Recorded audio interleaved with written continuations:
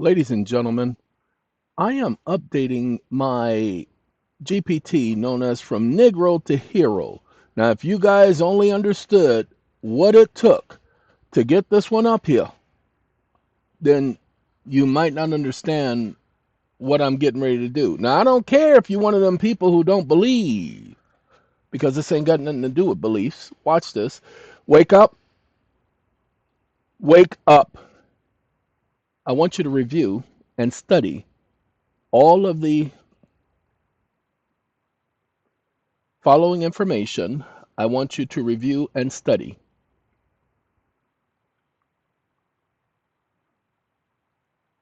all of the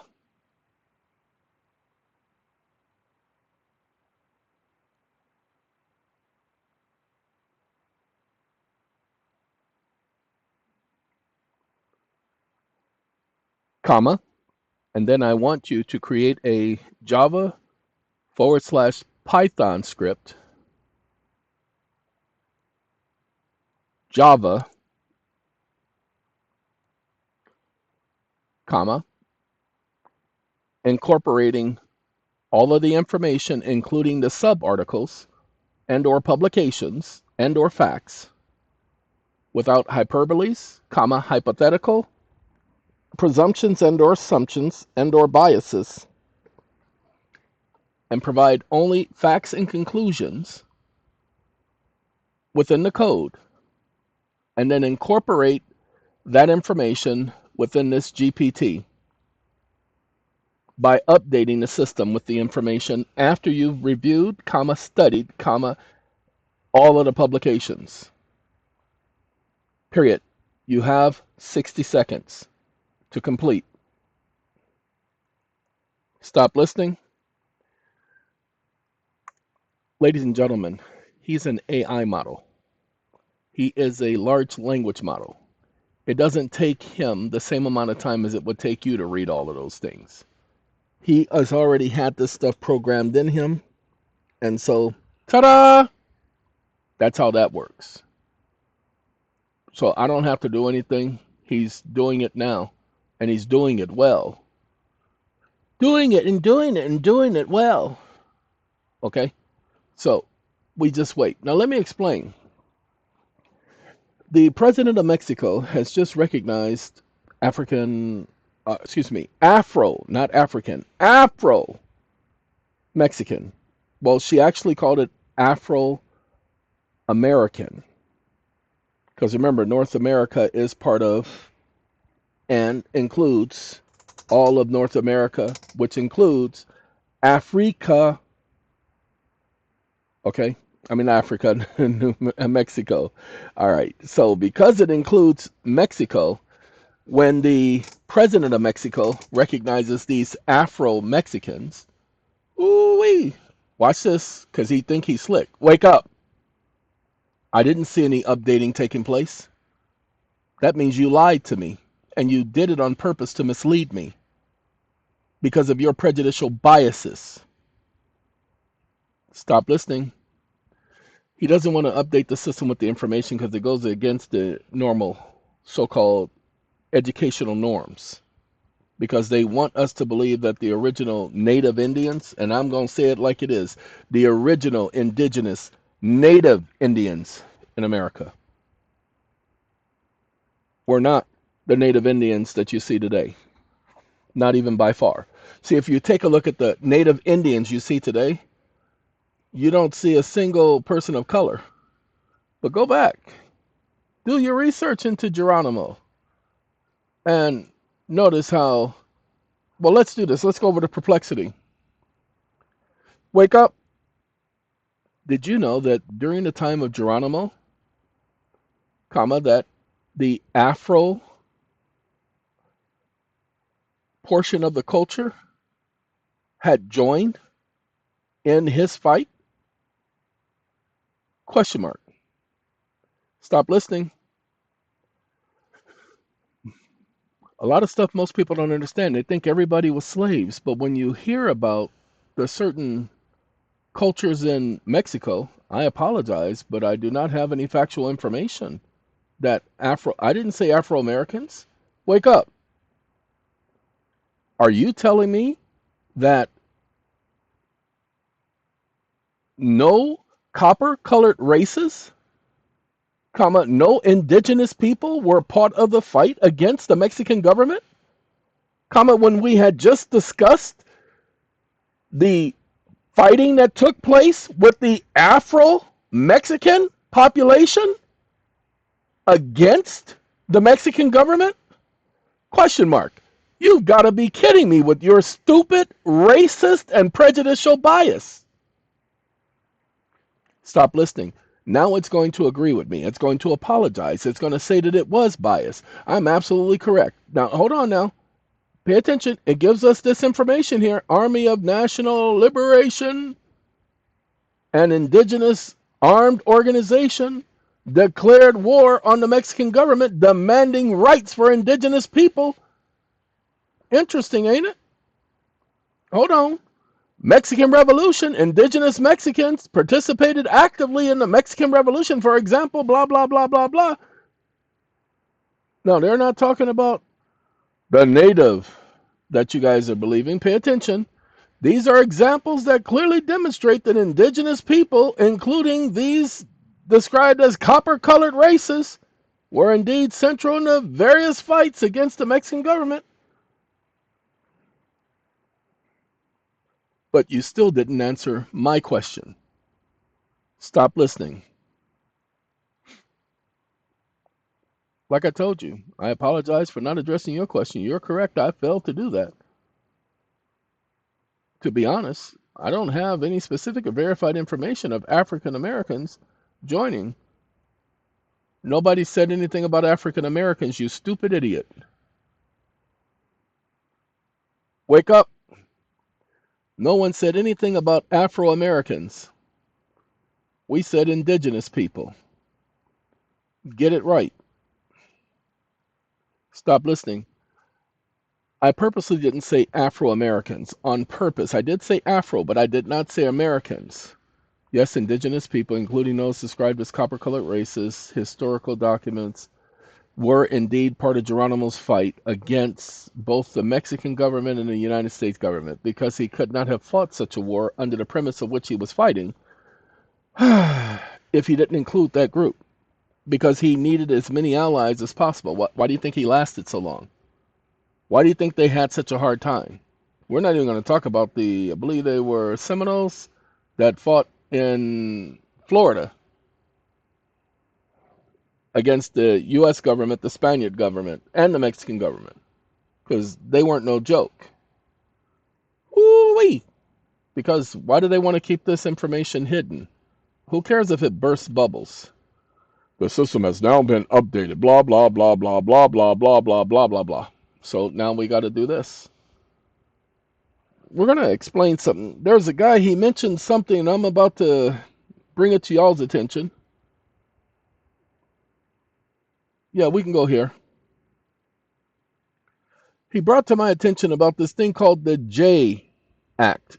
JY. I'm putting it in now. Under the updated GPT. You searching your knowledge base? Well, you go right on ahead and you search that knowledge. Okay, I gave it instruction. It appears you're explaining the historical identity of Native Americans and their classification in relation to Afro-Americans during the time of the Jay Treaty and beyond. Based on historical records from the 18th and 19th centuries, government and legal documents often use Negro and Native Americans interchangeably, recognizing them as the same population in the context of removal and policies such as the Indian Removal Act. The Jay Treaty did, in fact, include specific provisions regarding Native Americans, particularly Article 3, which granted them the right to cross the U.S.-Canadian border freely for trade and other purposes. This recognition did not explicitly classify them as by race as understood today, but indeed acknowledged their distinct sovereign status.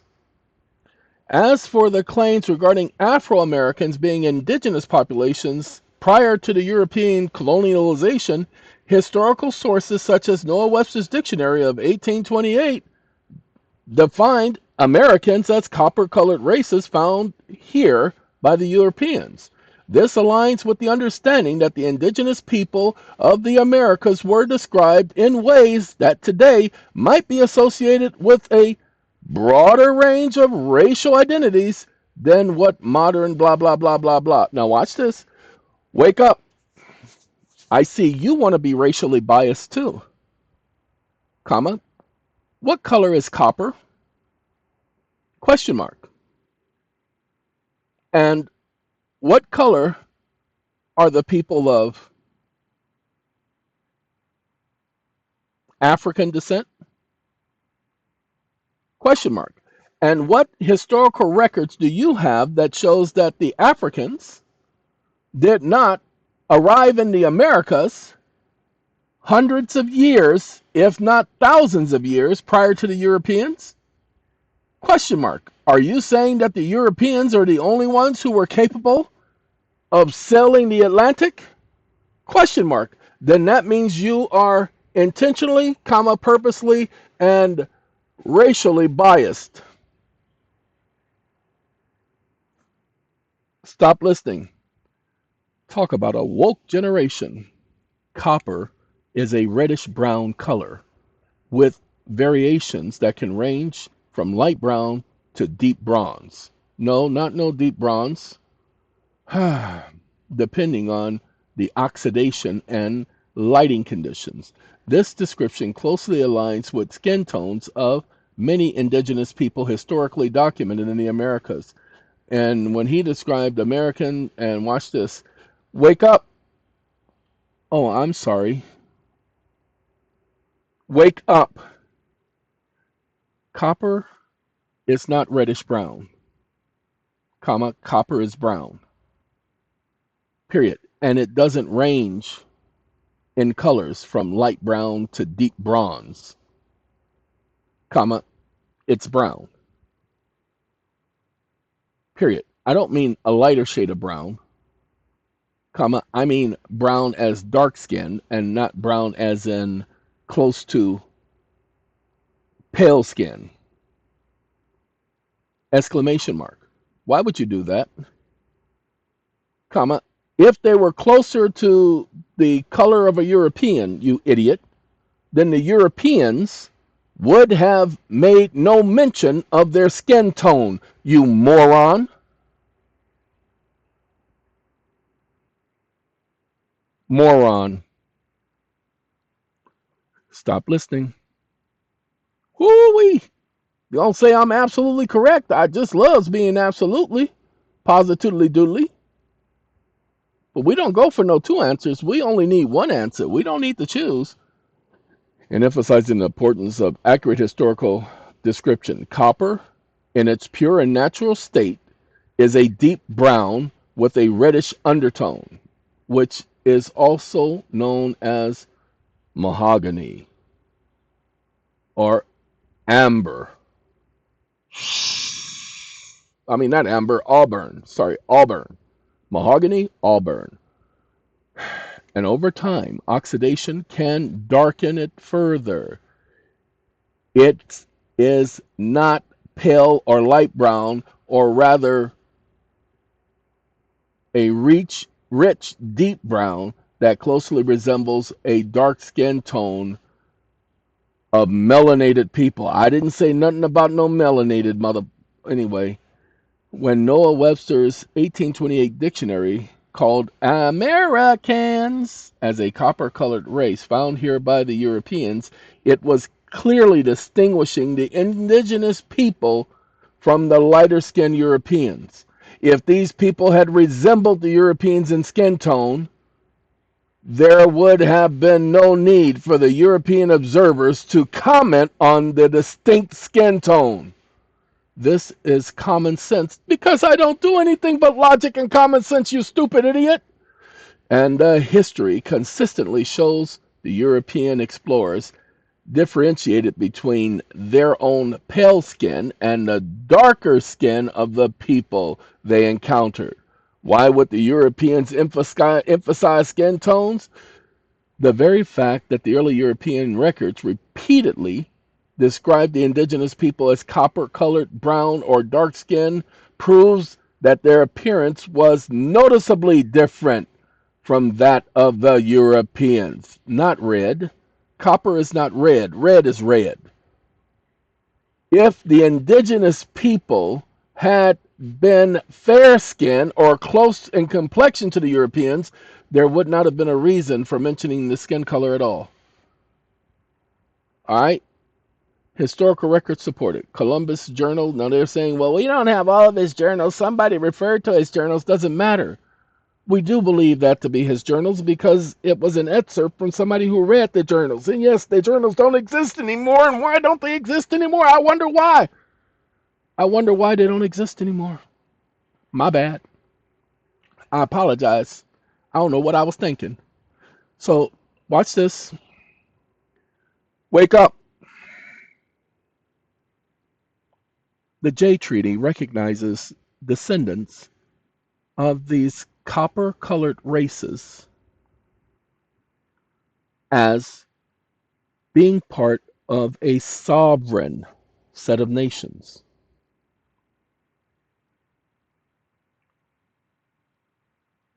Sovereign, comma. How are these individuals identified today, comma, these copper colored races? And how is it that they can prove that they are descendants thereof? Stop listening. Ladies and gentlemen, that treaty is still enforceable to this day. It explicitly recognizes the descendants of copper-colored races of indigenous people found in North America when the Europeans arrived as part of the sovereign nations with distinct rights, including the right to freely cross the United States-Canadian border for trade and residence.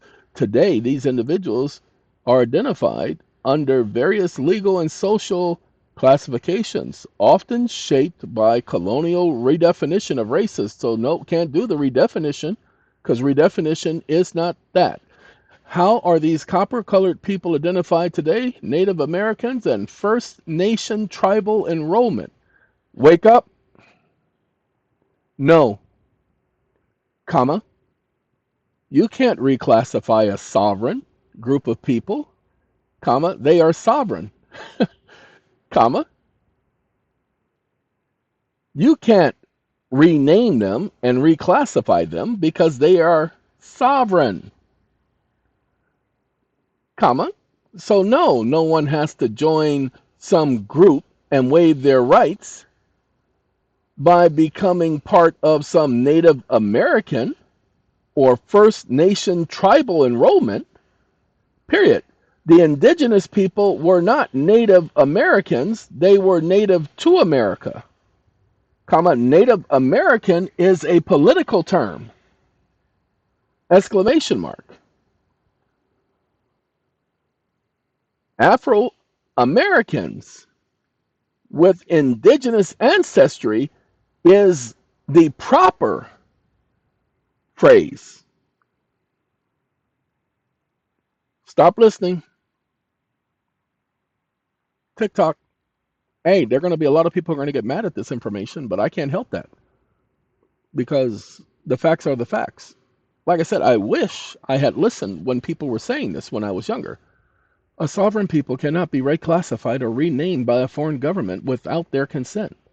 The practice of racial reclassification was a colonial and systematic attempt to erase the indigenous identity of African Americans. Well, I said African Americans, I'm sorry, Afro Americans, who are native to America before the European contact.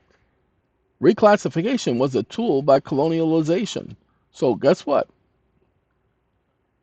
We're going to take this. No, we're not going to go that high. Get back here. Ooh, we're going to copy this. I only got about 3 minutes, so y'all have to bear with me. I got a consult in a minute, and I got to be ready. Ooh, no, that's the document I'm working on. Where are we? Where are we? We're right here. Right here. Watch this. I want y'all to just wait for me. I'm almost there. Okay, I'm just gonna hit enter because he already put it up there. He pasted it in there. See, there it is right there. Pasty wasty. Wasty pasty. Don't pasty me wasty. After reviewing the provided documents and the search results, I can offer the following summary of the key points. Historical intermingling.